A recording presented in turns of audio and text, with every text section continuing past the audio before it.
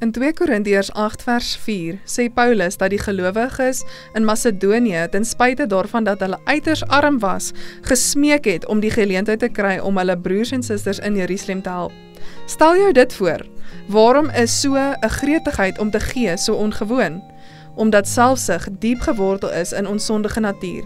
Die Bybel waarsku dat in die laaste dae gevaarlike tye sal aanbreek, wat die mense sal liefhebbers van hulle self wees, liefhebbers van geld, grootpraters, hoogmoedig en godslasterlik. Hoe kan ons hierdie trek weerstaan?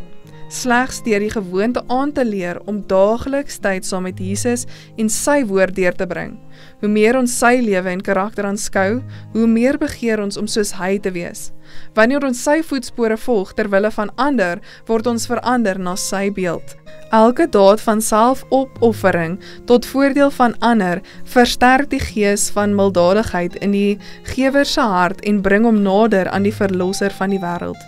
Wil jy Jesus dieper leer ken? Volg hom dan in dade van selfopoffering tot voordeel van ander.